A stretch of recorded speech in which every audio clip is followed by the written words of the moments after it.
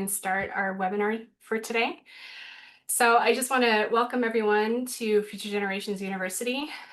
Here we believe in the power of working with people to transform communities. We offer a master's degree in applied community development using the principle of learning while doing.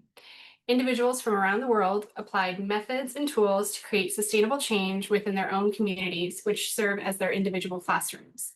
The master's program guides students to tackle real-world community challenges in areas such as strengthening local economies, livelihood development, environmental conservation, health, peace building, regenerative agriculture, education, food security, and more. Our unique seed scale methodology ensures that solutions are not only effective, but also locally driven and sustainable. Today, we are proud to celebrate our alumni, dedicated changemakers who are using what they've learned to uplift their communities, address pressing challenges, and inspiring others to do the same.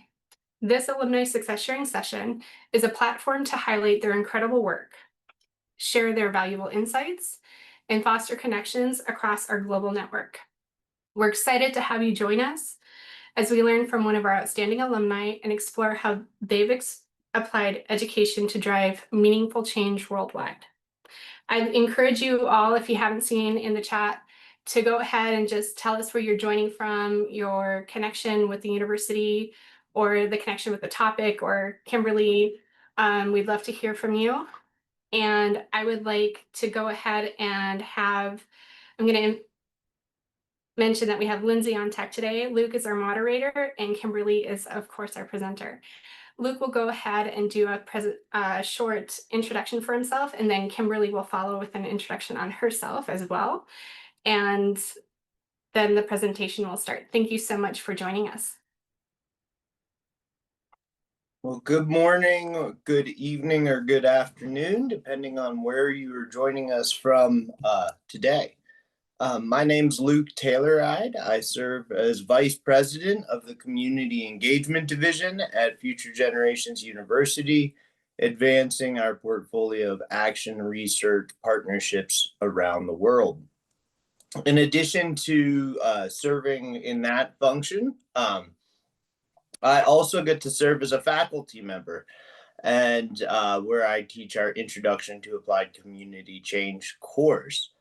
And one of the best things about being a faculty member is getting to watch the progress from when someone comes in that first introduction course to then hearing about how they've taken those lessons and put them into action in the real world. And so I'm really excited for the presentation we have this morning and to introduce Kimberly. I'm coming to you today from our North Mountain campus, where it's a lovely August morning. And I'm really excited to have the opportunity to host this morning's success sharing session, which is part of a new initiative in the Community Engagement Division for us to lift up the stories and impact of our alumni worldwide. If you, as an alumni, have a story or a success you want to share, do reach out to Chris Reiser. We always want to hear from you. And so with no further ado, I get to introduce a good friend and colleague, Kimberly Pettigrew, who will talk about my former home, actually, Knoxville, Tennessee, where I got to live for a brief period of time and got to know Kimberly. Was so excited when she joined the master's programs many years ago. And it's so amazing to have that partnership continue to this day. So Kimberly, welcome, and over to you. Hi, good morning, everybody. I believe I know almost everybody on the chat, and so thank you so much for being here. And as Luke said, I live in Knoxville, which is a medium-sized town in the state of Tennessee, which is in the United States. I graduated from Future Generations officially this spring. I was on the marathon, not the sprint session. So I have been, because of that, practicing seed scale for about 8 years. And so I'm excited to be able to share a lot of those lessons I've learned, as well as some very specific examples about both seed and scale. So yeah, I think I'm ready to get going.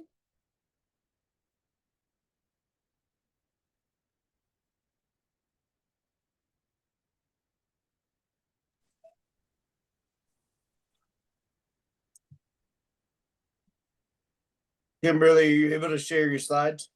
Oh, I'm so sorry. I think I got confused, even though, give me 1 second.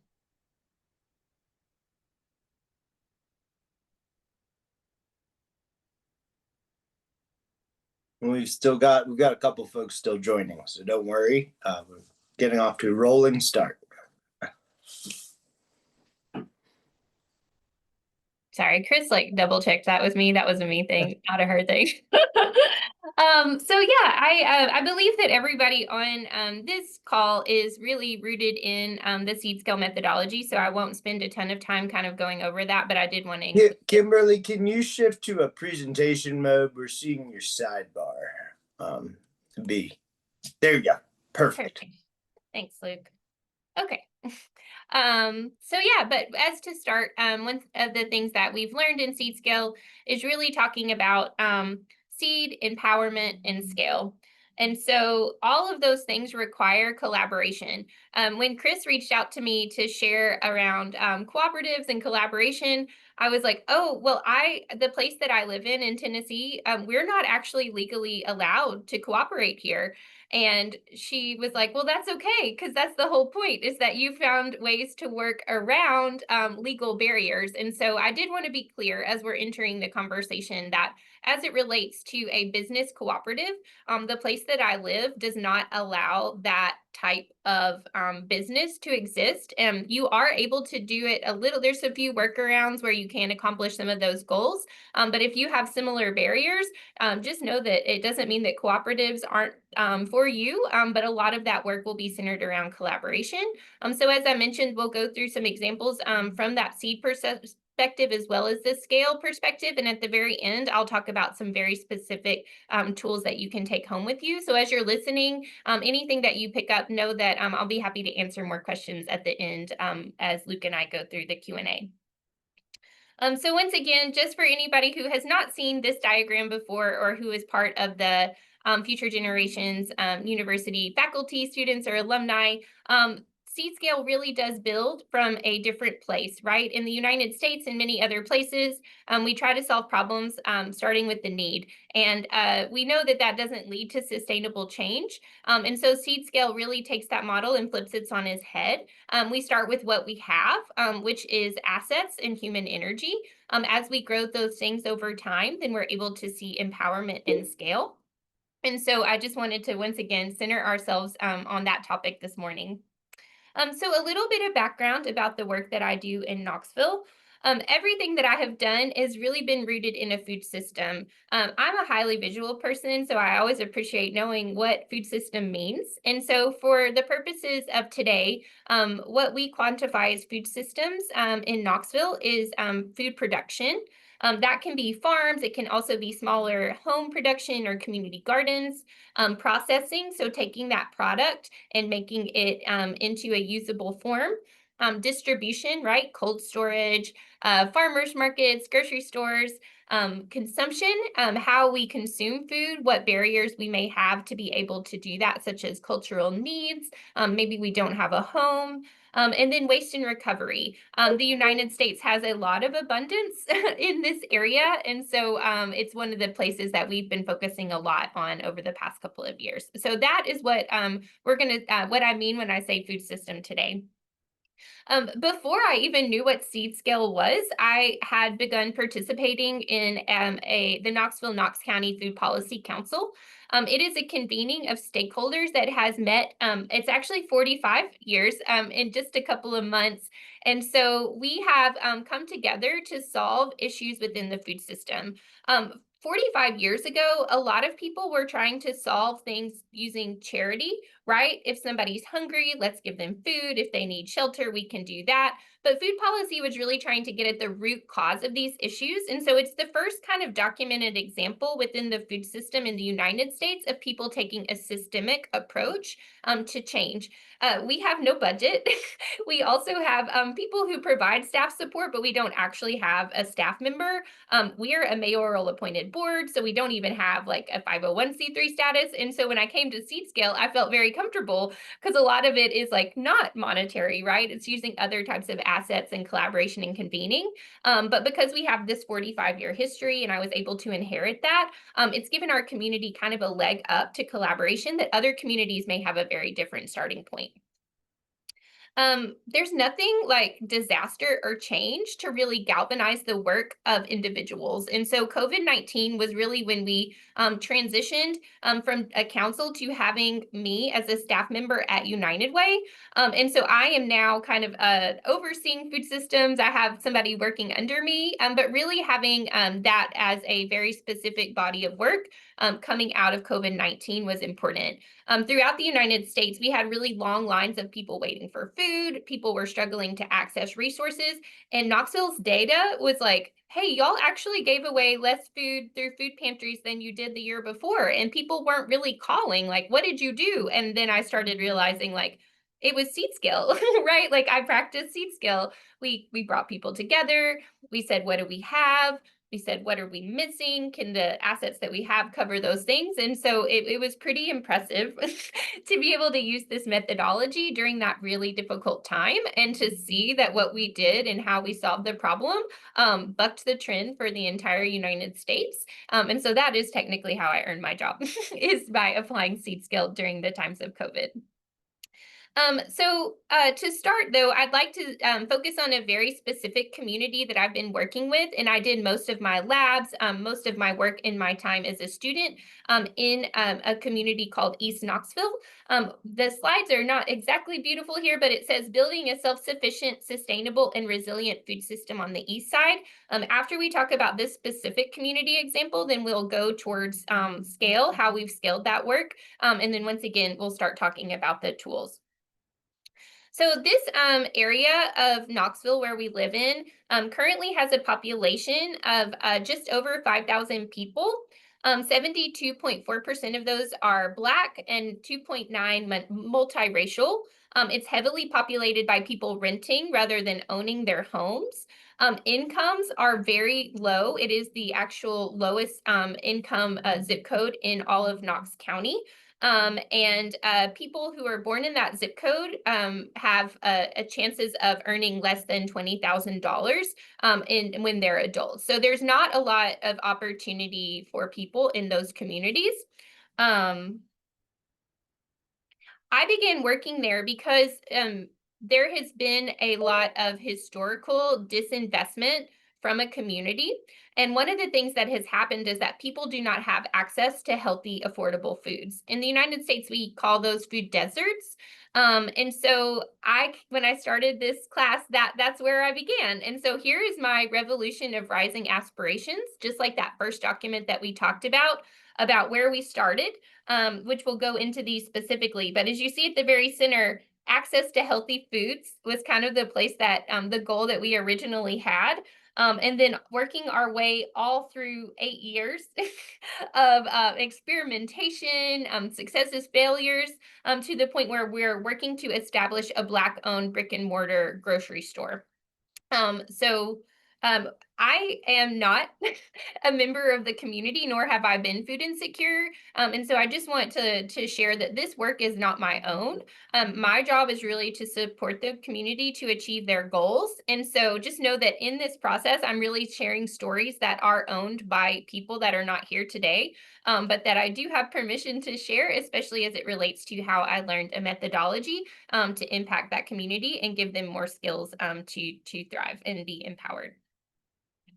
So planting the seed, once again, our very first goal was to start a farmer's market in order to increase access to healthy foods. And so we really followed seed methodology step by step. So we had a coordinating committee made up of diverse members of the community.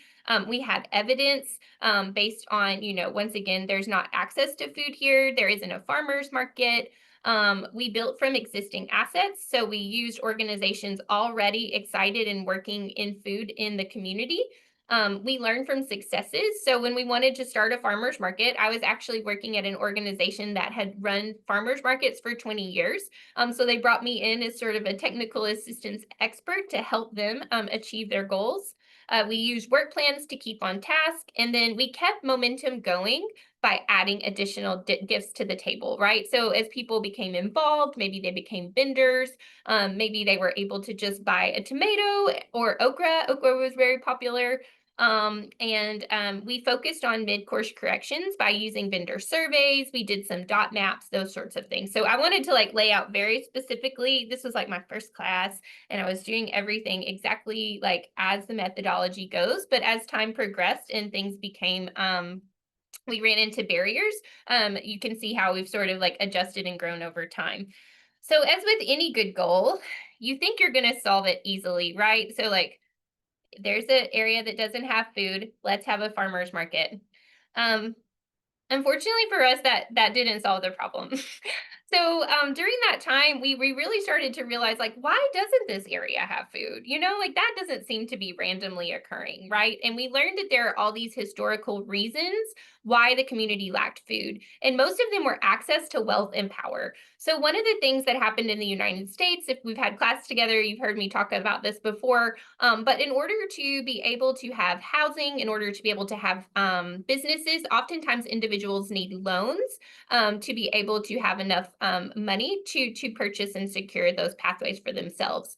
Unfortunately, we had this time called what we now refer to as redlining, where communities that were predominantly Black or other non-white spaces were not allowed to receive loans. So that, once again, not only affected your ability to get housing, but it affected your ability to start a business. So that lack of access, I always try to be very clear that it's hard for me to go back in time and say, oh, things were done on purpose or things had unintended consequences. But either way, there were repercussions to this type of work, including a lack of access to food that we have in these communities today. Another thing is that despite all of those challenges in lending, the Black community was actually at one point thriving in Knoxville, in an area of East Knoxville called the Bottom. There were in 1900 5 grocers, 1913 21, 1925 there were 32. Apologize for the one there. And then in 1991 there were 2. Now we have 0. The same for restaurants, right? You can see a curve where we have momentum building and then momentum goes away. But what actually happened during that time was called urban renewal. And so cities throughout the United States began to take down a lot of the Black neighborhoods to build roadways and to build new infrastructure there. And we have not seen the restoration of those businesses back to our community since that happened. And Knoxville was very lucky. They actually had 3 phases and only 2 were complete. But we've seen that, once again, lack of investment, and then these policies such as urban renewal really desecrated the Black community, including the food system. So we knew that we're going to have to do more than a farmer's market, right? People were actually not really coming to the market to sell produce from the community. A lot of farmers markets in our area bring farmers from all over the region, but we knew that this would need to be pretty small because we were building from nothing, right? And having to work on purchasing habits and things. So this is Pastor Battle, who I mentioned before. And we realized, like, hey, we need to work on land to grow food. People don't actually have the ability to grow food to sell at this market. And so Pastor Battle left the church and formed Battlefield Farm and Gardens. One of our other sort of coordinating members, Ms. Vivian Williams, had been working on school gardens. We were seeing if churches had vacant property. We even have a concrete garden. So the city of Knoxville recently donated this property to Pastor Battle. And this is when we were constructing it, but it is actually an urban kind of oasis now where they're growing food and have storage, and it's right beside a food retail location. So pretty much we can turn whatever we can into a garden. But we realized that, once again, being able to grow food was a big barrier. But once again, we haven't stopped, right? So, okay, we have community gardens now. We have a couple of farms. We have a farmer's market, but how are we going to really start restoring things on an individual or household level? And so I came back to Future Generations after a break during COVID and started taking the bottom up economics class with Joey and Jenny. And like, wow, that was such a great experience. And so a lot of the things that I'm about to talk about really stem from that class. So we one of the a group formed to do home gardening called Rooted East. And so people had trouble with transportation to be able to go to a community garden, or maybe they had a disability and gardening in a garden bed was tough, but having a pot on their porch was great. So we also transportation continued to come up over and over again. Not only do people live in an area where they don't have a grocery store or access to healthy foods, but they also don't have transportation to get somewhere that does. And so Pastor Battle purchased a Fannie Lou veggie van and began working with partners, including produce purchased from local farmers to distribute those back out to the community. We also had land donated from our public housing facility. Donated might be a generous word. Sold at a very fair price over a long period of time to create a youth and garden hub. And so once again, as this human energy has increased, as we have solved issues, we see empowerment becoming more and more a part of the process. And so empowerment for this community really looks like increasing the wealth and ownership of the food system. So once again, we started with the farmers market, then we start growing food in gardens, and then we start making sure that people have access via other issues like transportation, but true empowerment looks like ownership. The Rooted East Collective, who started the home gardening program, created an Ujama barter market. So people who are growing produce are able to share things back and forth. We have the goal of creating a food oasis in a food desert. Pastor Battle is actually working towards a grocery store. So we have recently received the donation of a refrigerated truck and are working on purchasing a building from the Public Housing Development Corporation. We are establishing a community an agrarian commons land trust so that we can actually collectively own land as a community. And then we even have social scientists. So we have social science researchers that are trained in the community so that the community is able to collect data, monitor, and evaluate itself over time. So that is sort of a very, very quick synopsis of the work that I did throughout my tenure at the university and how I worked with one community specifically. I thought that 2 to 3 years to finish your master's degree is pretty quick. Because I took, once again, many victory laps, I was able to see how using this methodology over time continues to drive this sustainable, lasting change. You're really building a movement, if I'm being honest with you. If you're able to stay in your community, if you're able to continue to use these specific tools alongside that methodology, being able to have faculty support and technical assistance while you're actually learning and putting things into practice, I've never seen another program that offers that. And so I'd like to be very clear that once again, this wasn't me doing it alone. It was really beneficial to have this university in addition to the community members that I work with. But I have, fortunately, in 8 years, also really had the opportunity to dive into scale more. Scale 1, as a reminder, is growing in number, right? Increasing quantity. Scale squared is growing in quality. I found that a lot of times people stop at 1.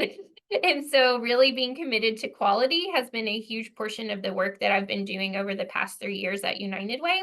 And then scale cubed is growing collaboration, adaptive learning, and extension. So once again, I'm about to talk to you how I took this group I worked with and I've now scaled that to other groups and other bodies of work. So when I came to United Way, as I mentioned a second ago, people did not know how to measure their impact. Many times they weren't even asking people, if you use a food pantry or a place where people are giving you food because you need it, nobody says, what do you need? And so United Way had received a Mackenzie Scott gift so that I was able to use a portion of that gift to actually fund this assessment I'm talking about. So it was like if somebody said, wave a magic wand and do the assessment of your dreams, go. So I'm really lucky that I got to do that. I do want to emphasize, though, that a lot of the data that I do is using maybe an intern, and then a lot of human energy and a lot of time, talents, and treasures of the people around me. So know that even though I'm talking about something that is like very visionary, there are opportunities to replicate this type of work with very limited resources using the tools that you learn in Seed Scale in this program. So these are the folks that helped me with the assessment. We created a core team, which is something I often like to do. So in addition to having kind of a coordinating committee or a coalition or whatever methodology you were convening people in, I find that as somebody who wants to see my work be passed down to other people over time, the best way for me to not be to think about succession is to surround myself by other people. So I tend to have groups of around 3 to 5. Sometimes those might be called executive committees or things like that. But when we're talking about more informal structures, I like to call it a core team, and I always build one into almost everything I do. A couple folks are researchers. Somebody works at the health department, and then we have 2 people who are actually food insecure individuals. So we're pretty diverse as it relates to our structure within this space. This is a timeline. I'm not going to spend a ton of time talking about it, but I will do some key highlights. So as this process, we interviewed 70 different stakeholders providing services within the food community. We did a survey of 848 neighbors. You guys, that's a lot of people, but I had a lot of help. And I did want to emphasize that the people leading the survey were actually people who were part of that community. So if we were interviewing people who did not have homes, then we used people who did not have homes, at least recently or in the immediate time frame that we were surveying to do those things. So we did a lot of development and a lot of intention there. And we also kind of convened people with solutions in a couple different ways. We had an upward summit with about 350 attendees and then a planning session with about 60. So after the assessment, we created the People's Plan for Food Justice, and we'll talk about that a little bit more. So once again, food security is really like linked to everything else. And so, the root cause of food insecurity in the United States tends to be what we call poverty, or what we have defined as poverty. But even that, we talk about social connectedness, we talk about the destruction of historical systems, bottom-up economics. So like there's a lot of things that factor into it. And so we do not look at food insecurity with just a narrow lens and a narrow vacuum. We actually look at it in sort of the context of overall health and well-being. But it's very different than solving somebody's hunger status. It's like trying to solve the problem at that systems level. So these are the categories to which how we accomplish community food insecurity within our survey. And I'm just going to focus on a few highlights from the survey. I was able to participate in one of the residentials that the university offers. So I went to India alongside a few people here today in January. And one of the things I learned about was around putting things into categories, right? Or castes or boxes, and how dangerous that can be. And so with food insecurity, the United States has a tool called a USDA food security screener. It's this 6-question screener, and it's used throughout the US to determine somebody's status and therefore if they're eligible for services based on factors other than just their income. And so when we ask people those food insecurity screeners, about just over 50% screened as food insecure or low or very low food insecurity. And then when we said, well, what does food insecurity mean to you? People just looked at us like they had no idea what we were talking about, right? Like food insecurity is not, it's a research term. It's a tool and screener used by researchers, and even the solutions themselves have been built by researchers. So once we kind of gave people some prompts, then we were able to have them define it for themselves. And then we said, well, based on your definition, are you food insecure? And you can see that the numbers almost flip-flopped, right? So once again, we're putting people into boxes. We're making all of our solutions based on those boxes, and people don't even identify as food insecure. And so that really triggered my brain into thinking like we need to have solutions that are empowering people, that are giving people a hand up, not a hand out. And a lot of our data continued to point towards that in addition to this specific question.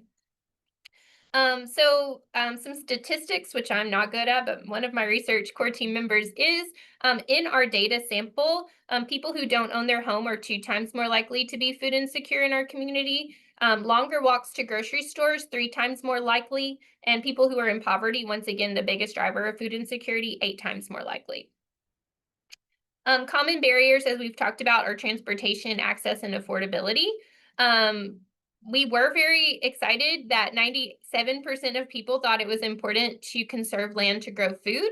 Tennessee is actually in the top 3 in the entire United States about farmland loss. And oftentimes we're competing against housing and other issues in our community. But even people who don't have a house believe that we should also have access to food. And so we continue to say, hey, let's not be in silos. Like we have to work together to find solutions for our community. The other thing is that people want to eat healthy and they want to grow their own food. I graduated in nutrition, and I am definitely not going to tell you that I learned that people wanted to eat healthy. In the United States, unlike many other countries that I've experienced meeting students from in this degree, we are oftentimes we have access to unhealthy options, highly processed foods, but we do not have options to fresh fruits and vegetables. And so once again, just like coming from the place that people actually do want something is much better than thinking like, oh, they just want the cheap, convenient fast food option. And so like being able to say,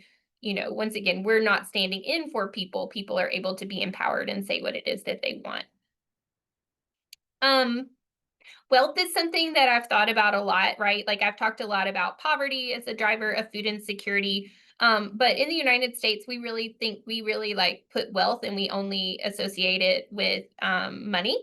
And so I think that a lot of that has translated into other like times, talents, and treasures not being valued. And so we really wanted to see if people thought their communities were wealthy. And in many times they did, even if they were not actually monetarily wealthy communities. We also have no living history of people remembering a time when their community had food, healthy food. So as you can see, only 18.3% of the people we surveyed remembered a time when their community experienced an abundance of food.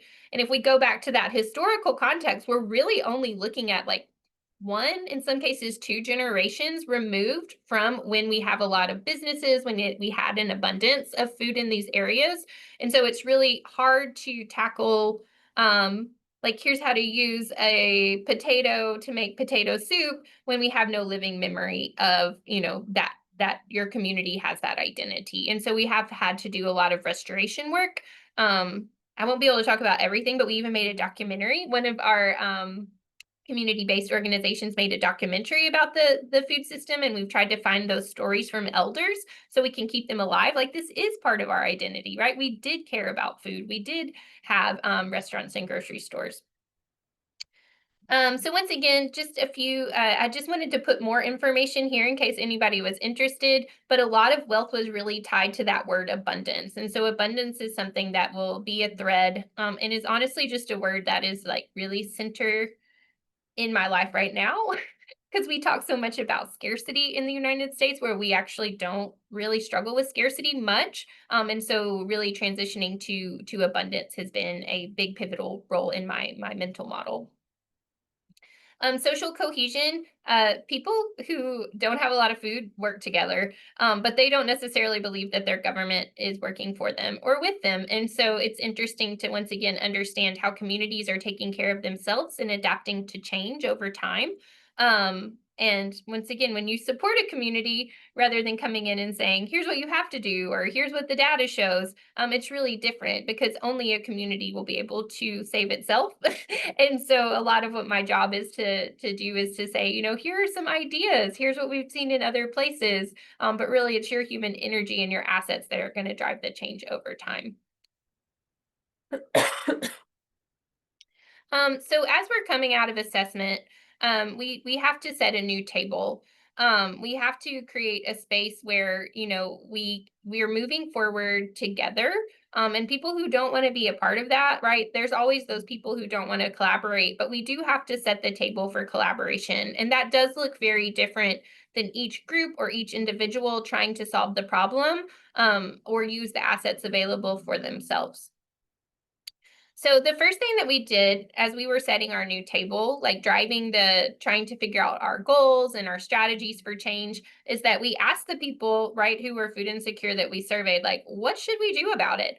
And a lot of things that came up were, you know, the system that we use to help people when they don't have enough food really isn't working.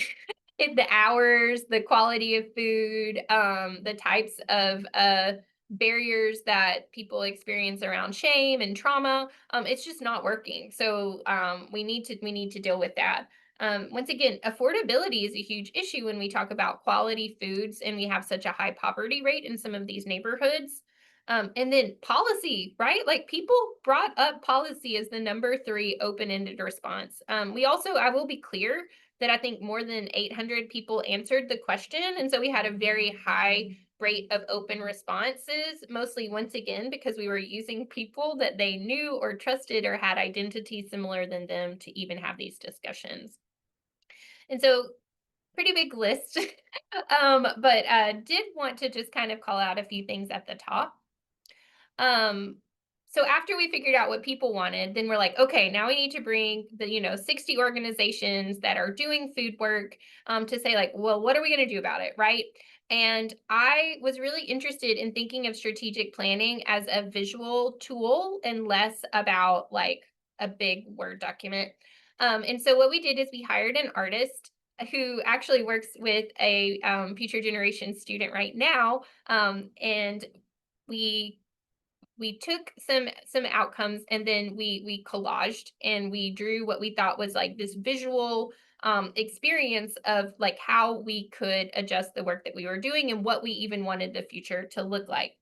So after we did all of that, and some people were really uncomfortable, they're like, this isn't strategic planning, and they left, you know, or they were like, oh no, I don't draw. But once people kind of got into it, um and she began coding the images, she realized, like, it's pretty cool that like you guys did a lot of the same things. So there were a lot of people farming, they were diverse, a lot of families that were diverse, people cooking, lots of references to tables and baskets, and the weird one was fish, right? So she's like, why do y'all keep cutting out fish? Like, we don't live near the bay, or we don't live near the ocean, and we can't really eat the fish where we live in the rivers and streams because it's too polluted.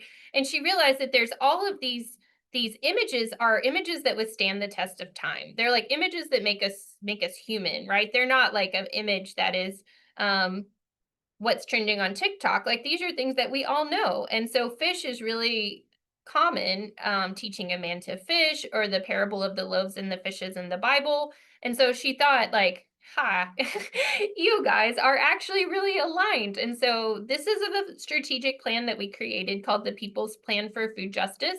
And we took a lot of those images and we broke them out into long-term outcomes. So we have the right to access, abundance, economic inclusion, creating capabilities, and collective shared power. This is a little bit like what I grew up doing, which is Where's Waldo, right? Trying to find different images and their meaning and context. So as you can see here in your right to access, we have the fish that we were talking about. Creating capabilities. People don't just want to be handed something. They want to understand and learn skills around the food system. People, once again, honoring abundance. This is also the American Sign Language sign for abundance, and we did survey people who are deaf and hard of hearing. Collective shared power, and once again, that economic inclusion. I did just want to point out that these are not terms that are unique to food. So we thought it was really interesting that to solve the problems of the food system, people didn't really talk a ton about food. They talked more about community, collaboration, and togetherness. These are our strategies. We really tried to asset frame them. So once again, reimagining how we feed people, growing a self-reliant food system, cultivating pathways for education and skill building, nurture a culture of support, empowerment, belonging, and supporting that systemic change through policy, advocacy, and practice. We have been drilling down on those. So I now have like key performance indicators. We have a Robert Wood Johnson grant to be able to create a policy and advocacy agenda. So I have been drilling down on those more, and I did use skills from this program. But with the rest of our time, I'm going to just kind of tackle collaboration specifically. So Dr. Tom Hammett was my monitoring and evaluation professor. And something that I use all the time is the word collaboration. I'm sure we all do. And I really wanted to monitor and evaluate it. In fact, United Way is a grant funder, in case you didn't know that. And one of the things that we've evaluated our applicants on is collaboration.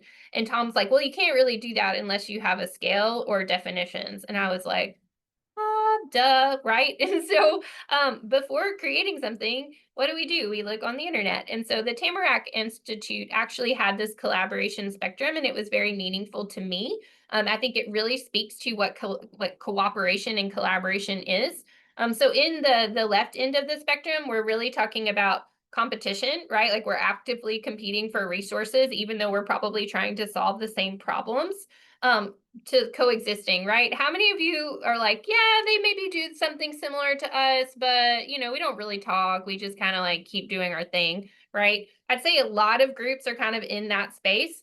Thanks to Food Policy Council, we were mostly in the communication and cooperation phase, right? Like we are sharing information, we are meeting.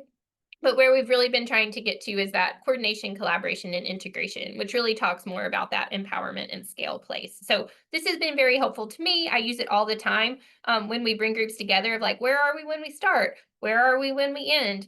What specific tools work to help us get there? And so this has been very helpful for me over time.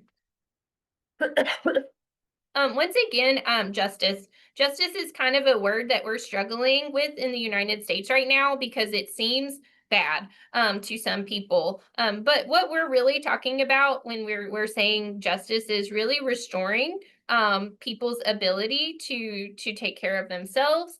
Talking about who gets what, how fairly were people treated? Are we rebuilding trust? And so usually when we use these community definitions of justice and we're able to center it into an empowerment, right? We don't want to keep giving people things over and over and over again. We want to create these systems of empowerment. And really the solution for us here in Knoxville is to take a justice approach. We're going to talk a little bit about governance, which is always the part to where things begin to be tough. So I didn't know about collective governance. I didn't even realize there were really collective societies until I took, my very first semester. And I'm like, oh my gosh, when I did like my United States profile, I'm like, we're so individualistic, right? Like we're a little bit like, we're always trying to like, to fight back or argue. And then I realized like, oh, there's other ways of making decisions besides Robert's Rule of Order. And so consensus building from Vietnam or collective governance as it relates to moving forward together in Africa. And so I really have found a lot of love for collective governance tools. Once again, using consensus building strategies, having meeting agreements, right? Here's how we're going to share space and here's what we're not going to do. That usually includes honoring dissent, right? Don't just bring a group of people who all get together and get along, right? You need people who don't always see things the way you do or have the same truth that you do. Establishing expectations and operations up front, and then honoring collective wisdom. And then the challenges. If you practice things, you learn things and you learn things the hard way. And these are all of my hard learned lessons that I would like to kind of tell you about where cooperation and collaboration have the most issues and a few kind of tools that I've found that work well to address them. So one, trust. And honoring multiple truths, like that Gandhi discussed in Satyagraha, like that is like the number one step, right? I don't need people to like each other. I don't even care if they really want to be in the same room together. They have to be able to solve the problems that our community is facing, especially if they're working in the same field. And so building trust is oftentimes the thing that is most important to what you're going to be doing in this space. And you yourself are modeling it, right? So I try to be very objective That doesn't mean neutral. But I also try to be very solutions oriented. So I try to set boundaries. I try to have paths so that we're able to move forward together. We're able to parking lot things that maybe we don't have time and space for, or like that don't really relate to this. And so building trust is a huge barrier. Policies. When we talk about system change and everybody's like, it's going to be super glamorous, like, a mobile grocery store. Most of the time it's not. Most of the time it's actually like you keep asking enough questions and realize that somebody's job description doesn't have it in there. And so they can't do it. And that's why the whole public housing facility doesn't have food. And you're like, huh.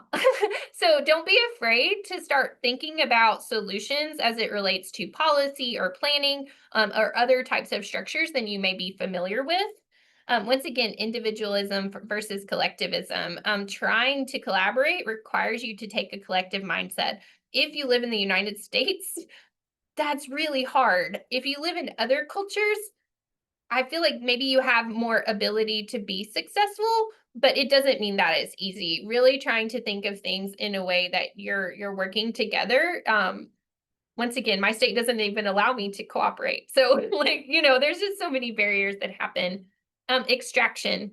When we're bringing people together and trying to cooperate, oftentimes there's a well-meaning person who's like, let's talk about some things. And pretty soon that person has listened to the community and now has taken their idea and is building their academic research, or has started a new program, or received a new grant. And so really being careful and intentional about extraction and how information is shared and used is important.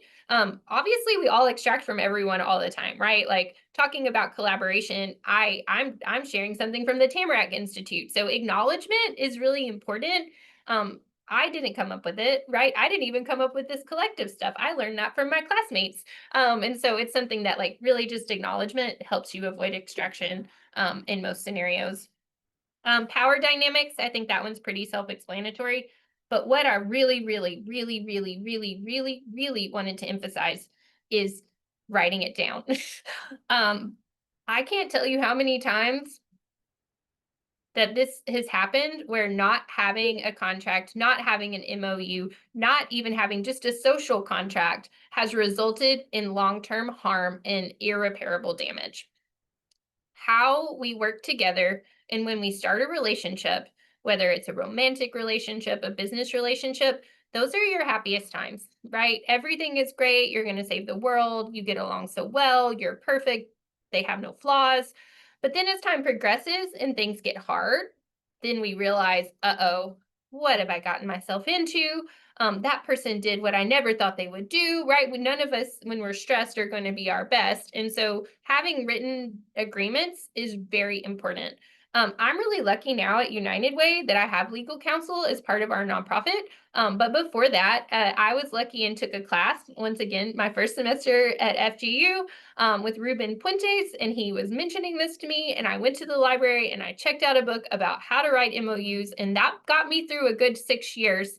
And when I finally gave it to a lawyer, they're like, oh, you did pretty good. So, once again, like, don't feel like you have to be a legal expert for some of these documents, but just know that writing things down in agreements of how you're going to solve problems or deal with situations, and even ownership and how you're going to make decisions, all of that needs to be done before you enter a relationship into change.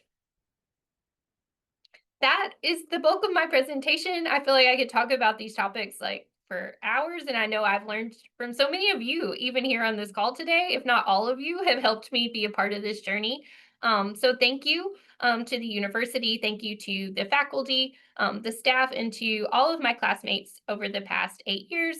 It's been an amazing adventure and something that has truly changed me in a way that I learned that when I graduated from college and entered this field, that there was a lot of unlearning to do. So in addition to all the learning that I've done at Future Generations University, it is more than anything required me to do a lot of unlearning. And so thank you again for having me, and I'm happy to answer any questions. Well, thank you, Kimberly. I'm pretty sure I speak on behalf of everybody on this call when I say just thank you so much for putting this together. And what a wonderful presentation. So rich. It was so great to hear about both your journey and also really hear about the evolution. I personally took lots of notes. I think there were some, um, this is such a good case study of seed scale in action. And I think specifically, I started to see some real reoccurring themes that we'll get into in a minute in terms of the questions we were getting. This is also, the topic is very near and dear to my heart, because something I didn't mention is that in my private life, I also started a farmer's market in a very different context, and was thinking a lot about the juxtaposition of starting a small farmer's market in a very rural area that's not a food desert versus what you lifted up. But let's jump into some of the questions from folks. So a question from Bill Price is, is there a social constraint to folks not wanting to identify themselves as food insecure besides a lack of a clear definition? Bill also asked another question. I'll just ask them both, Kimberly, because I think they kind of go together. And the second question is, what working definition of trust is embraced by the community? So part one is, do you run into stigma, this whole question of how do you define food insecure? Do people see themselves as food insecure? And I think, the reason I tie it to trust is, if you go in and tell somebody, hey, you're food insecure, right? I've used the example of like being a guest and saying, hey, your house is really ugly when you show up, and you're breaking trust with that. So yeah, what does trust look like at the community level, and also this idea of self-identity around food insecurity? Yeah, so I did some of the interviews, Bill, and it didn't surprise me, which is why I wanted to ask the question. And you're right, like shame and dignity. In Appalachia, where we live, people have a lot of pride, and they are also very resilient, right? Like I know people who were hungry and they went and killed a squirrel, right, and ate it for lunch. I'm not going to say that people in this city have the same level of resilience as that. But one of the things that was really surprising to me is that I was interviewing homeless individuals, and I was asking the question, and they said, no, I'm not food insecure. And I was like, well, why? Like, to me, you're the definition of food insecure. And they're like, well, A, somebody's worse off than me. And B, people bring me food. So I actually have food. Other people, the theme of people are worse off than me was really, really common. People, I think, also continuing to just emphasize that, could they even say they were food insecure if they received government benefits or used a food pantry? And so there's, once again, that stigma and trauma and shame really factors into that. As it relates to trust, we haven't formally defined that in any way in our survey. So I will say, like, what I think has worked best for us is like 3 simple steps: action or acknowledgement, action, and accountability, right? So people most of all are like, she just keeps showing up. That's me.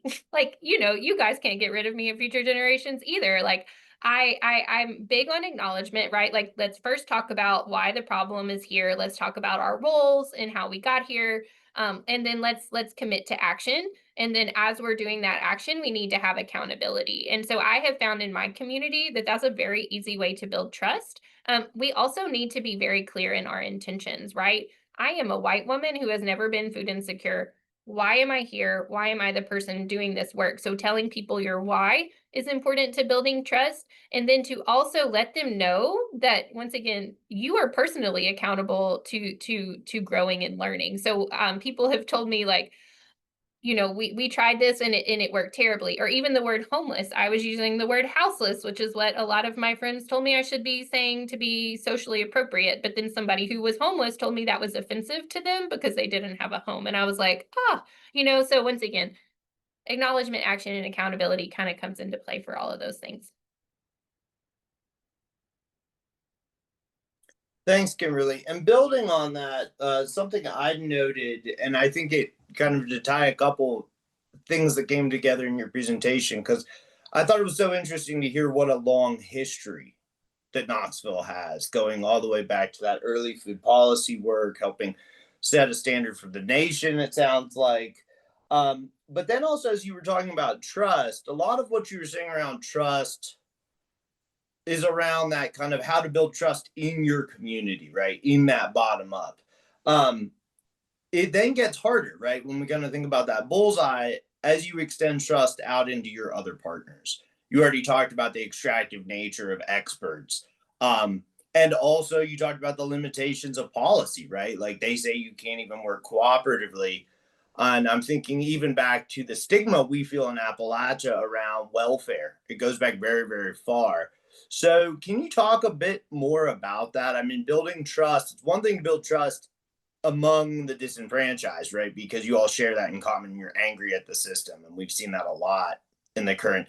But how do you then build trust into those fields of expertise, or into policy, or top down environments?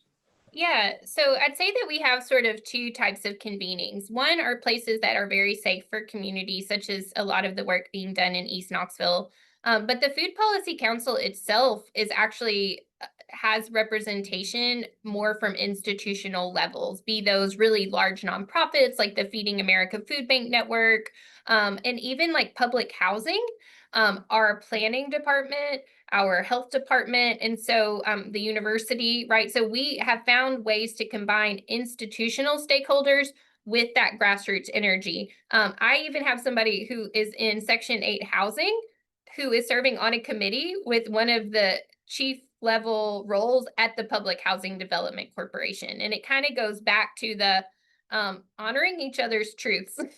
But in order to get to that place, you need a bridge builder, and that is what I am. And for a long time, it was me, right? I'm like trying to translate between community and then these really high level stakeholders that I'm connected with through United Way. And I have had to recruit more bridge builders. And so as we're commuting bridge builders, then now we have a safe place. So if we're in a meeting, they know they can talk to me. They know that they can talk to me afterwards. Oftentimes, I just have to be there, right? If the university our large university is trying to talk to community about research, I'm just there, right? Because what they say with me in the room and how I'm able to interpret it or set expectations is very different. So I've recruited more bridge builders. I've created spaces so that people can feel safe where they're there, but we've really had to begin to honor each other's truths. And sometimes it takes years for people to get to the point where they can trust one another to be in the same room. But like we move at the speed of trust.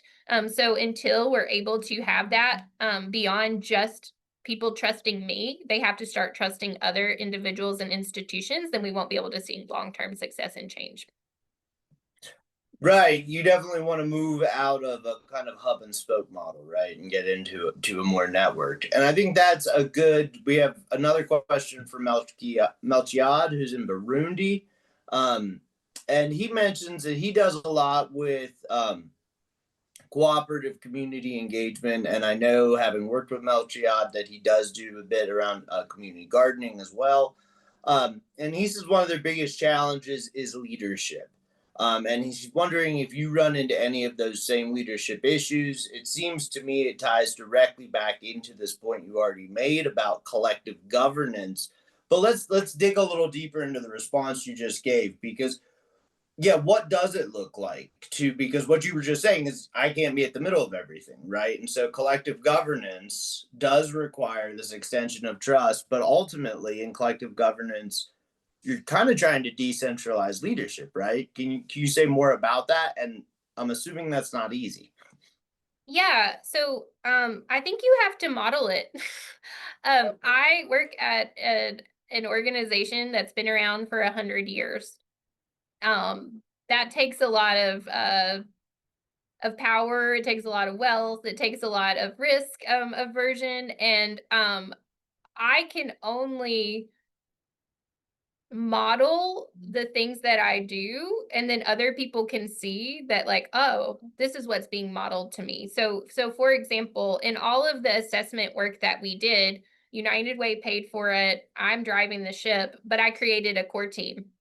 And from that, I also decided, you know what I'm going to do? I'm not going to own it. We're going to make it community owned. So all of the data that we got, we actually built a Esri hub. I learned how to use Esri once again in this degree, and we built an Esri hub so that everything is actually owned by everyone.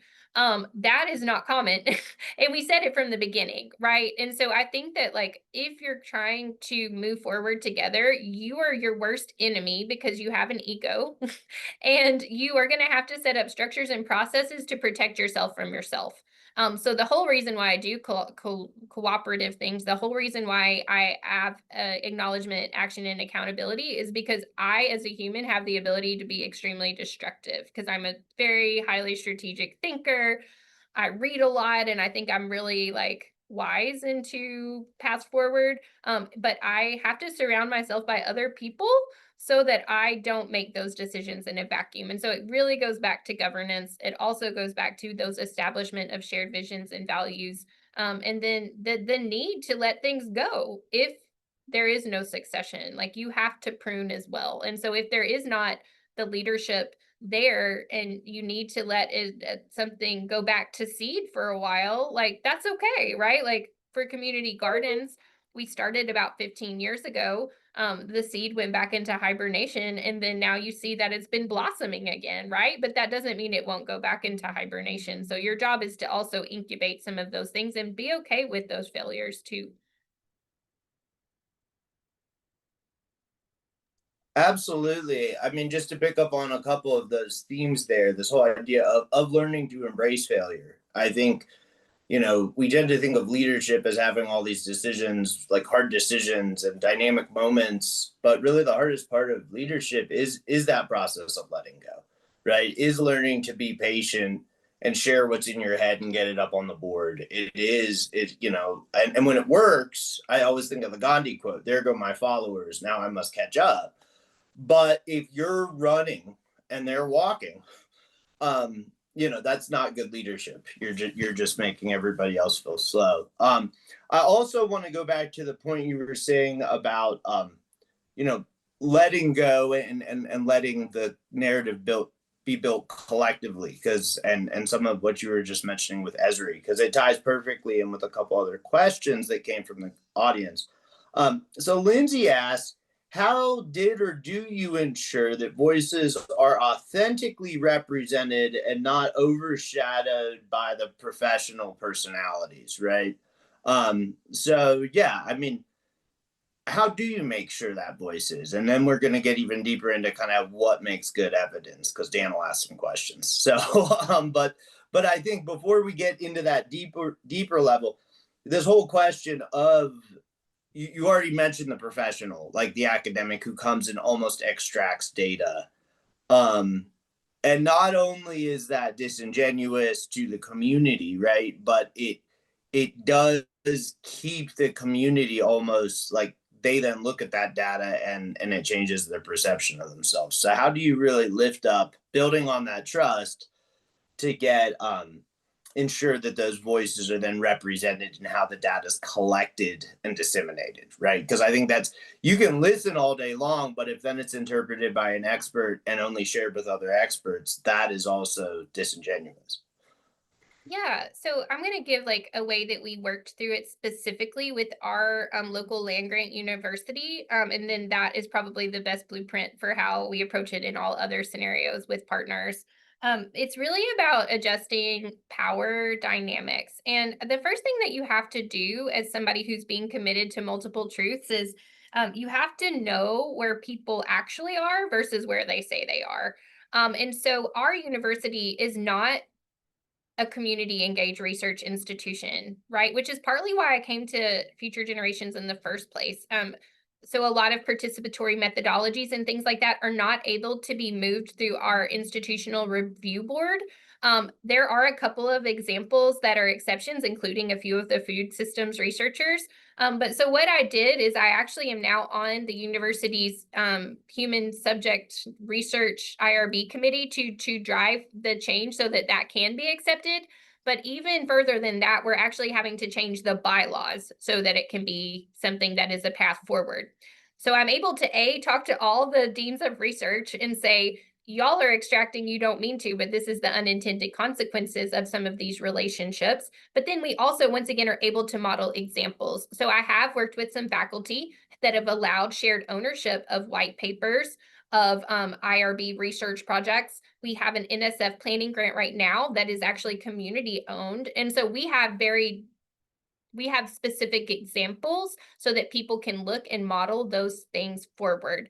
I'd say that most often it really does require conversations of that magnitude of I know that you didn't mean things to have this consequence, but here are some of the things that have happened over time.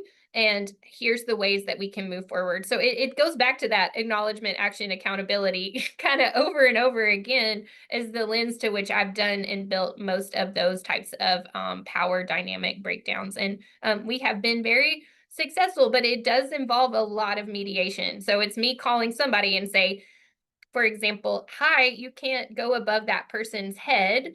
You have to work with them. But that is me having to put my relationship with that very powerful person on the line. And it has never not benefited everyone for me to do that. But I am somebody who comes from a high wealth family. I'm somebody who is not experiencing food insecurities. And so I can put myself on the line for people when I want to. And I think that it's going to require more and more of us to do that, right? Like you have to be vulnerable. You have to be willing to be objective and to say the things that aren't emotionally fueled in those time frames. Just to, build on something you were saying, what makes a good advocate? And I think that's a good question, right? Because in my experience, and it sounds like yours kind of matches, yes, sometimes it can feel hard, right? Like, oh man, I need to call this powerful person. I don't want to put my relationship. But if you're able to make it clear that you're advocating on behalf of, right? This isn't your opinion, and decoupling the emotion from it. I think that oftentimes, pleasantly, people in power really do understand the adage, don't shoot the messenger.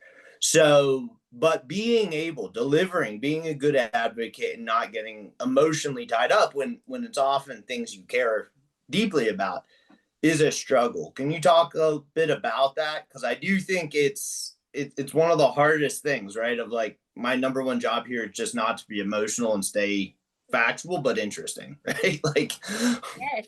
I'm so glad we got here because this is back to like know yourself and know thy weaknesses. I am an empathetic person, like off the charts empathy. So I have had to create structures for myself in order to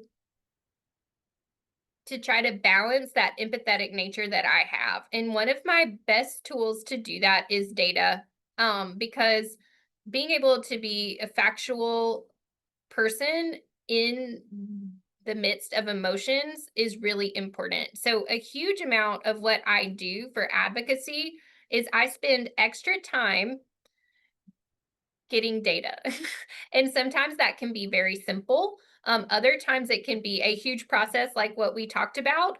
But unless we are, I think one of my interns told me that she once heard a quote about if you can measure it, you can change it, right? So if I'm coming to advocate for a group with their permission, but I have nothing other than their feelings or their lack of understanding of like what is really happening in the background, then I'm not going to be effective. And so I'd say that having data and having objectivity and a solution, right? Yes, I'm upset. Here's the path forward, and here's the data that backs it up. Like people very rarely are going to have anything that they can counteract against that. And if they do, you need that information to make whatever that you're presenting better. And so I have found that it's usually a much better place to be in than to just be reactive and emotional. absolutely, I love that. And I'm thinking about, like, if you think in Just and Lasting Change, the story of pollen, and they talk about the cholera epidemic and the community being empowered with that evidence and that data and being able to go in, and they were emotional. People had died, right? Children were sick, but they were able to keep using that as a constant. And that really, the person who led that work was my grandfather, Carl Taylor, and he used to talk about the role of the community statistician. And that always confused me because he said statistician and I thought it was a person. And what he was really talking about was the essential element of getting locally accurate data, right? Maybe it's a person who's numerate and literate in an illiterate community, but it doesn't have to be. And especially in today's world with online media, there's all kinds of ways of getting good local data. So that brings us to Daniel's question, which is, could you please tell us more about how you formalized the evidence within your local coordinating committee? Um, it is often overlooked, but is critical to move from scale 1 to scale squared or scale cubed. So how did you build this capacity, right? Daniel often has an adage from his former faculty member of scratching where you itch. And I think that's that essential thing of like, you need to find local evidence that means something, get it validated, get everybody to buy in. And the reason they buy into it is it scratches an itch. So can you talk more about that process? Because I think that came through in spades in your presentation, the role of evidence as a constant, right? For a lot of different things you're doing. So I have a lot of like data evidence and a lot of micro examples and a lot of macro examples, but I'll kind of start with like one specifically around community gardens. So the Food Policy Council, before I was chair, used to do this State of the Food Systems report. And we actually got we followed best practices research, right? And we got all of this government level data around the number of farms, around the amount of children receiving meals, just anything that these public data sets that are available that come back to a community. And it goes back to that category theory and those boxes that we were talking about. So what we learned is that in our data for just farms, we're going to just focus on that, but we could actually focus on all the other areas too and how we've had to mitigate them. But farms are very specific things. In fact, you have to register with the USDA to be a farm. And we learned that community gardens, unless they have registered as a farm, in which we didn't even know they were able to, are not represented in that data. So we have the unique issue of losing a bunch of farmland right now, compounded with the housing shortage. And so people are trying to build this plan of how we're going to develop our community, and it's all housing focused. And so they have data and they're bringing it from the USDA of like, oh, we don't even have any farmers, like it's decreasing, we're not even growing food. So they're creating this narrative, right? One of the county commissioners, our elected officials, invited me to come because they're like, Kimberly has community data that tells that further develops this truth. And so I got there and I said, we actually have 60 farmers called community gardeners. They are growing more than 50,000 pounds of produce using a volunteer network of more than 2,000 individuals. And they were all just like mouths open, and I actually got attacked after that presentation by somebody who was like, whoa, where did you come from? And I was like, oh, no, this is what the community gardens told me they wanted to measure over time. So we took a very wide net and did this really, really comprehensive survey. But over the past 2 years, we've drilled down to 5 key performance indicators that the community itself has indicated they want to track. And so while I do a lot of the work or use interns to do that, a lot of the methods of how to even track that information come at that level. So we have specific working groups in each key performance indicator area of that food system now. And that's where our Robert Wood Johnson grant is really trying to work with people where they are, but also I'm not doing everything anymore, right? Which is a big component of long-term sustainability and success. So that's like a very specific example, but I am happy to talk data and have a whole presentation, I think, about that somewhere if people are interested. Well, I think absolutely, and as you say, it's easy when you get into data to fill whole presentations, but that just to sum up what you were saying, and we talk so much about this in Seed Scale, is the role of evidence is to kind of sift out the opinions from the fact, right? And that those are facts. They don't need to be complex. They don't need to be elaborate. But so much of our job, when we're really effectively being that outside in presence, is our ability to gently in a manner that builds trust, move the dialogue from being based on opinion. And I think your story of going and blowing people's minds with, well, we have 60 farmers and they're called community gardeners. Because what you're introducing there is fact, and it's very quick. You can cut right through a lot of the noise when you have that. So we do have a couple other questions coming in. You've got a very engaged audience here. So this next question is from Masafiri, who's in Central Africa.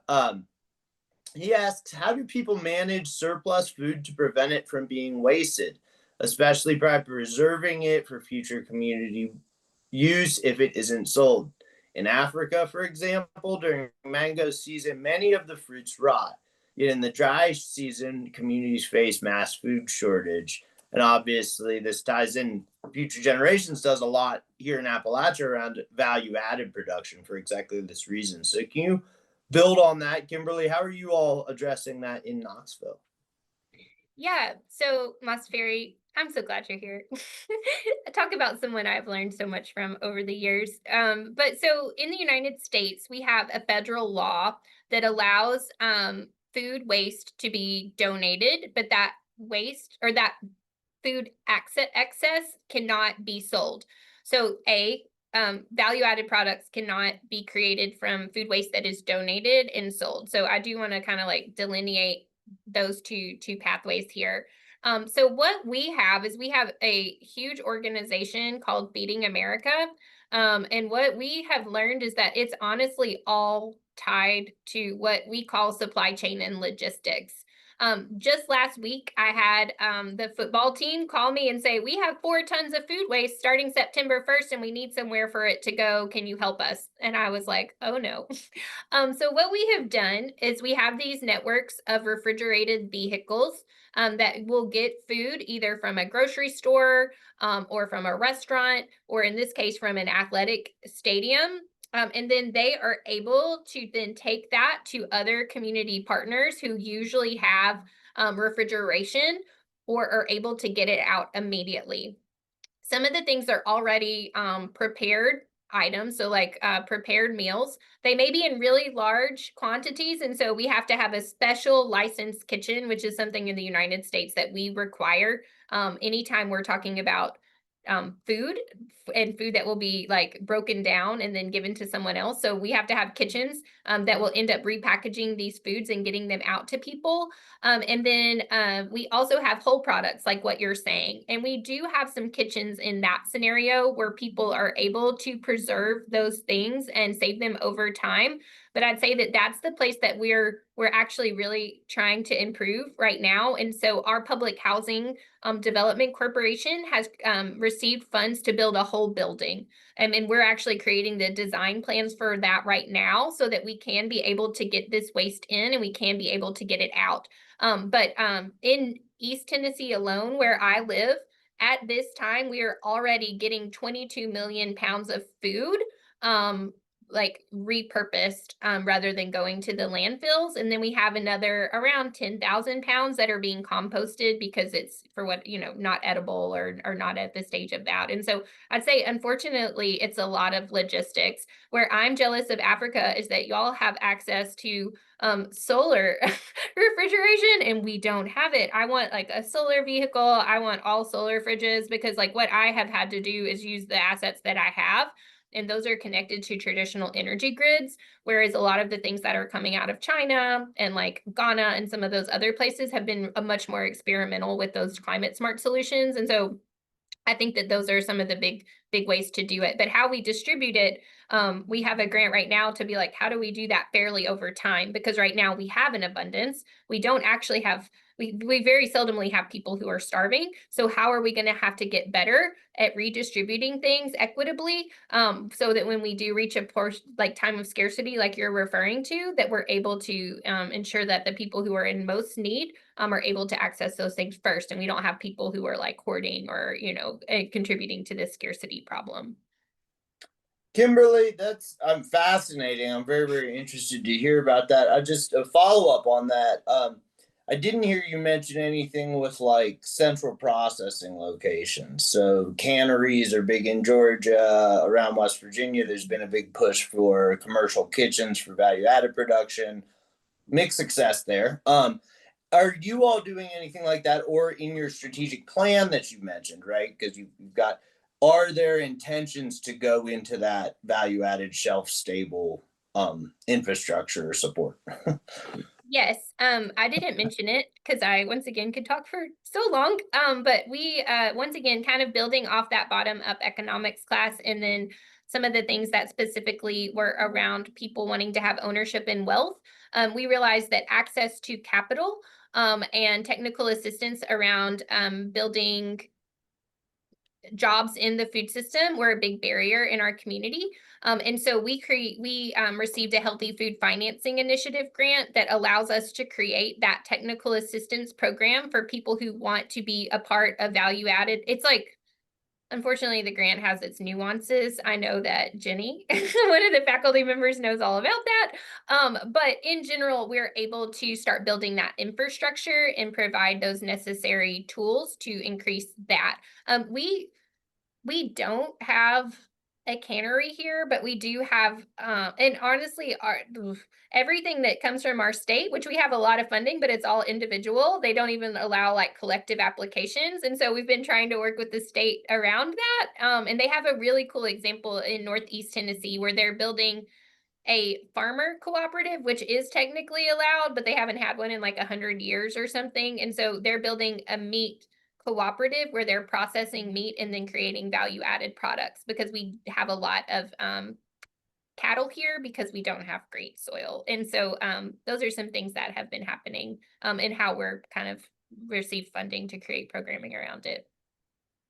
Very cool. Very cool. All right. So Joey, you speaking of bottom up economics, here's a question from your former faculty member, Joey.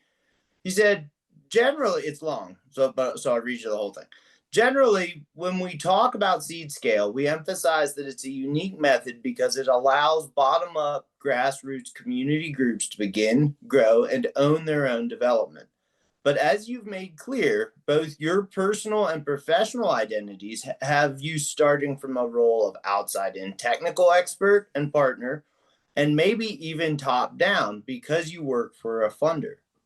Do you feel like the curriculum at FGU helped prepare you to do the work in your capacity in these other roles? If so, how? Or did you have to rethink and reframe ideas from class? And if you did, do you have suggestions to the university for curricular improvements based on that? I love the thoroughness and like layers of this question, Joey. I didn't have any problems. I could see where potentially maybe that would be an issue. But I think that like in a lot of the textual examples, the people that founded this methodology weren't from the communities that they were working in. And so if anything, I like the succession piece is like something that has continuously been pushed to me of if a community is going to succeed, then you've got to not be driving the ship, right? And so it has allowed me, I think, to not experience founding syndrome, not experience any of the commonalities that exist within institutions or communities that are happening over time. In addition, I only go places I'm invited. I'm not just coming up and being like, "Hey, what's up? You need some seed scale?" You know, I these are places that have asked me for support, and then I am able to then take what I am doing and learning and share those things.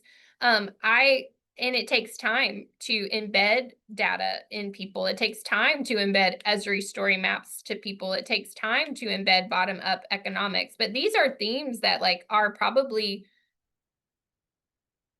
they resonate with the communities that I work with so much because I think that it is part of their DNA and their fabric.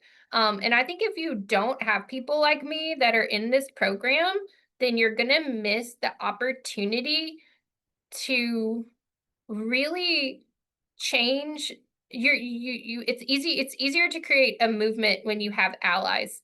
And I don't think there's good training for people like me in a traditional academic setting to do anything other than try to save a community. And in this methodology, it's like the opposite of that, right? Like the community is going to save itself. Your job is to help them understand what their assets are, what their gifts and wealth are, and then, you know, what they need to learn in order to improve. And so I don't actually think it's like perfect. And I have never felt anything but in like I found myself, like I've always struggled to fit in to my maybe my whiteness. I don't know, to where I've been. But this university was like coming home. Like Masafiri is like a brother. I he and I relate to each other so much. And I think just because I work at an institution, like it has been really hard. I really struggle sometimes being at an institution. But if I'm not here, then I'm not going to change the system. And it's worth it for me to wade through all those difficulties um, than it is to not. And so, yeah, that maybe answers it, maybe doesn't. Think you answered it. It was a multi-layered question, and certainly I think also hopefully the start to a conversation and not just an answer to a question.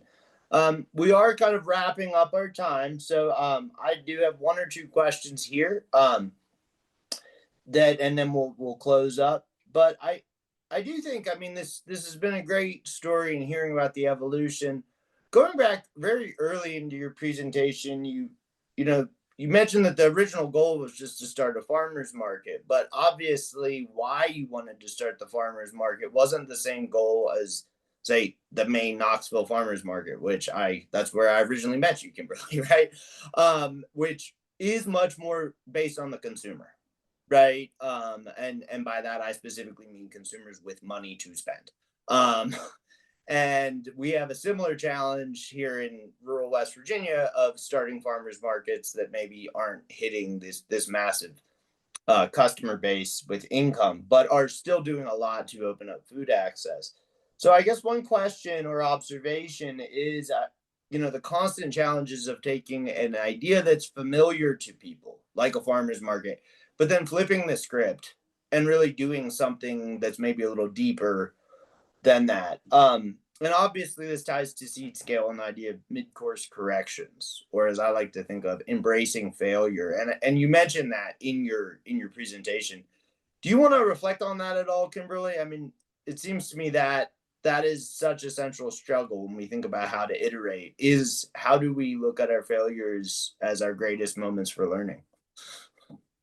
Yeah. So I think one of the things that like we go back to like the truth concept, right? And so I'm coming to things with my experience, which is my truth. That is my bias. That is my everything that I'm doing is with that lens.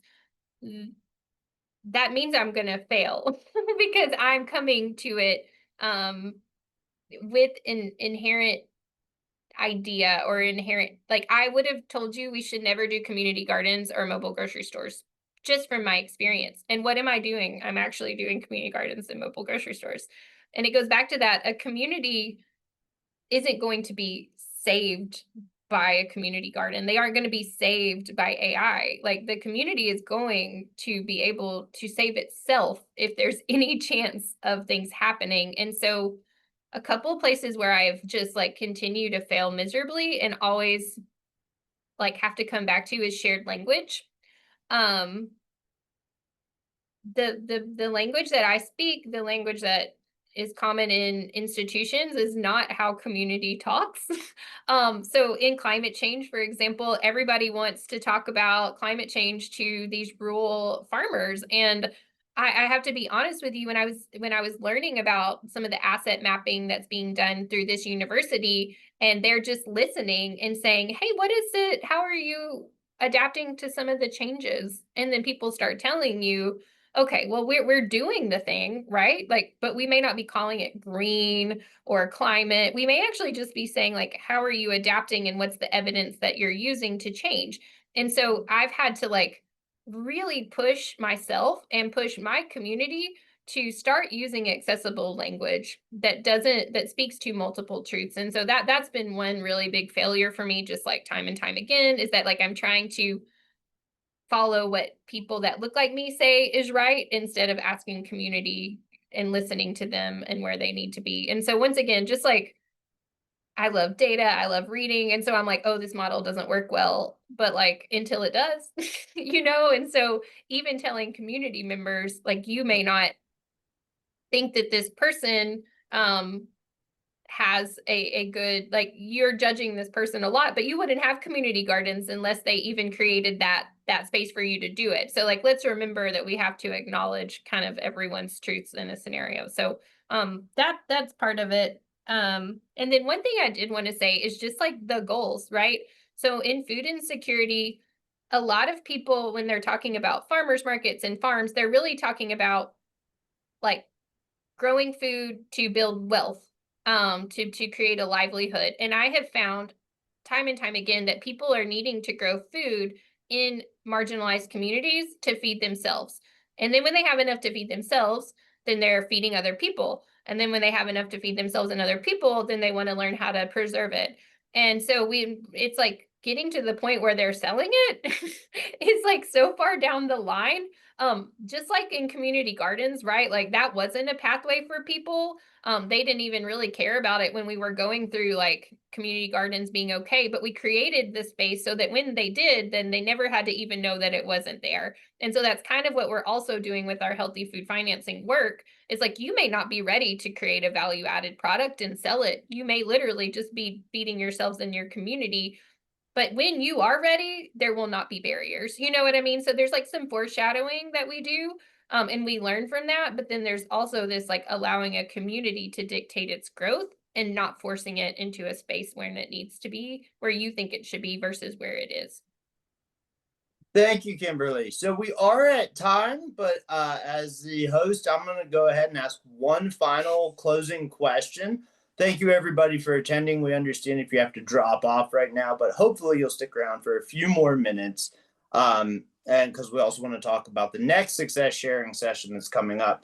But my final question, and just kind of trying to put bookends around your presentation, Kimberly, you mentioned early on this the decline of the grocers as a result of urban renewal as a historic policy. And, as I've studied this, I would call urban renewal a perfect example of structural violence, right? Where violence that's done under the notion of progress often hurts those who are most vulnerable. And it's kind of coming at you from a societal level.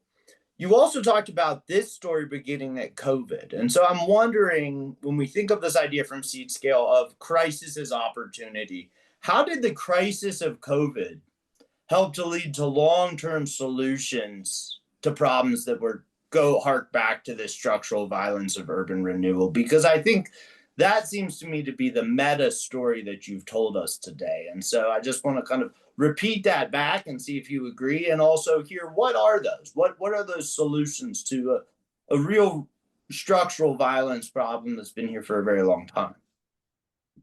So because we have this like very strong historical causation of the food insecurity that our community is experiencing today. And just so everyone knows, all of the data that I shared is unique to the sample size that I have for my data. If you are interested in replicating that data for your community, once again, I have a website and it's like all the surveys are on there. But one of the things that like I have learned is that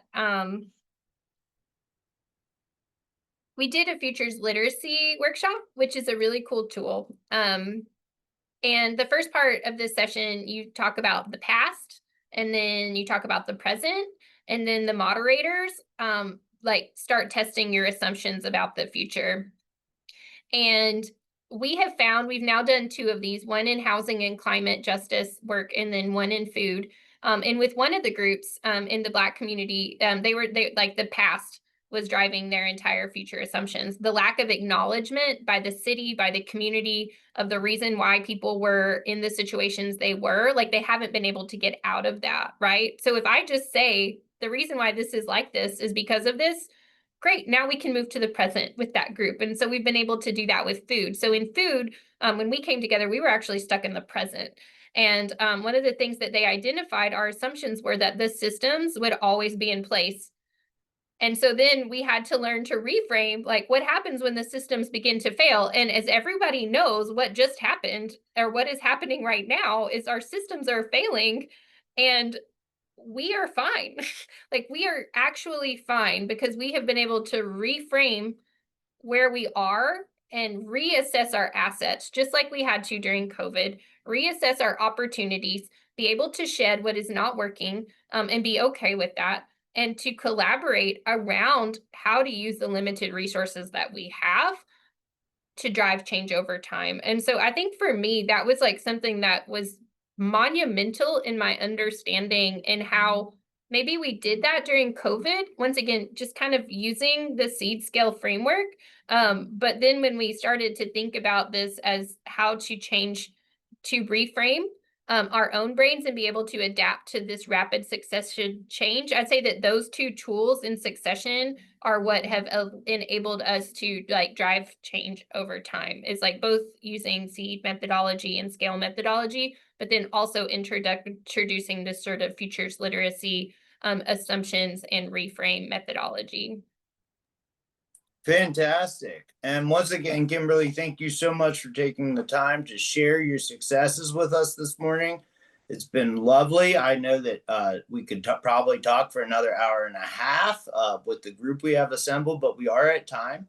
So for everybody, if you have additional questions for Kimberly, feel free to reach out to Chris Reiser and we can get you those questions passed along to Kimberly or get you directly in touch. And thank you all for making the time to join us this morning. This has been a wonderful conversation and I think really lifted up some great examples of seed scale and hope. And so with that, Chris, over to you to talk about what's next. What successes are we going to hear about next? Hello, everyone. So first of all, I want to say thank you both to Kimberly and Luke for this wonderful presentation. I know that we can't hear each other, but I'm sure everyone is applauding, at least in their hearts, if not visually. And it was a great session. Our next session will be very interesting. It's going to be our first one that we're going to have a panel. They're all coming from the same class of 2014. All of them are trained in WASH, but not all of them are going to be presenting on WASH. They're going to be presenting on particular aspects that they've done in the field that they've had success. Some of them, and I'll give you one example. Samuel Maya is presenting on how he pivoted a WASH technique to start to create an entrepreneurial fund for communities in the vacuum of what there's no financial access to banks in a lot of rural Africa. So those are some of the different projects that we're going to be looking at in the next one. So it's October 17th, 10:30 a.m. Universal Time, coordinated time. And so I know for those of you on the East Coast, that's a little early at 6:30 in the morning, but it'll be worth it. And so I just want to thank you all for being here. And I hope to see you in October. You have a great day. Thanks, everyone. Have a great day, evening. Thank you, Kimberly, Chris, Lindsay.